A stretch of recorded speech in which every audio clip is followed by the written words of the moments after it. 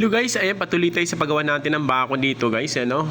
Medyo mahaba-haba tong lilinisin natin sa bakod natin guys. Kinainan ng kalawang kasi nag-install kasi ng bakod nito.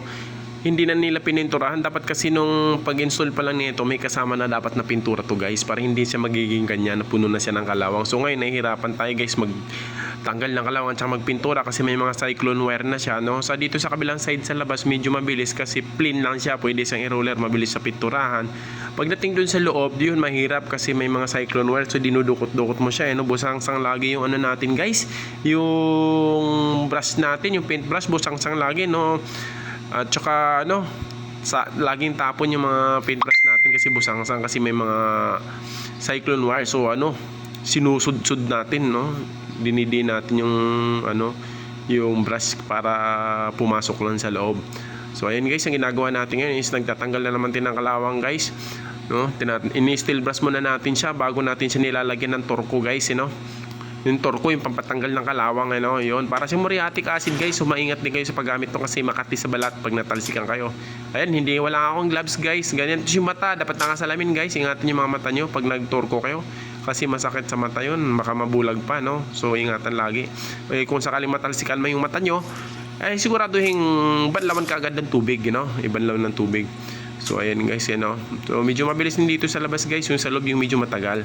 Yan, pininturahan natin yan guys, epoxy primer guys. Epoxy primer guys yung gamit natin. Ayan, ipinturahan natin. So ito guys, medyo matagal-tagal ito matapos kasi ano to guys, 1,000 square meter. O tama, 1,000 square meter po ito guys, iikutin natin para pintura ng ganyan. So ang nangyari sa atin, sa bungad pa lang, nakarandon tayo sa harap, so natapos na natin yung harap. So dito tayo sa kabilang gilid, papunta hanggang dulo, no. Sana ano natin, wag lang paniulan kasi medyo paniulan-ulan guys dito sa lugar na to. Medyo malamig kasi ang panahon, no, panahon ulan-ulan. Kaya medyo natatagalan din tayo kasi hindi tayo pwedeng kumilos ng umulan, masasayang lang yung pagod natin. Matanggal yung pintura, magano na sayang naman. Ito tsaka daming damo pa guys, you know. Tatanggal din ang damo kasi yung gumagapang yung mga damo sa bakod guys kasi ano kasi to, mga farm kasi to guys, no. So dami mga ano talaga damuhan sa gilid kasi hindi naman simentado to, you know. Puro mga taniman sagingan, lansunis, langka, kape, yan, kakao. Alam mo yung kakao guys, yung ginagawang tsokolate, yan marami din dito. Tapos yung kape barako, yung bunga yun, meron yun dito mga kape puro, no, yun. Mga mangga, ganyan. So, daming damo guys, yun yung nakakit sa bakod. Kaya medyo matagal talaga. Mga proseso talaga trabaho dito guys, you know. Tsagaan talaga, konting tiis yan. Kailangan dyan kasi pagtanggal pa lang ng ano, ng mga damo na gumagapang, so kumakain na ng oras, no.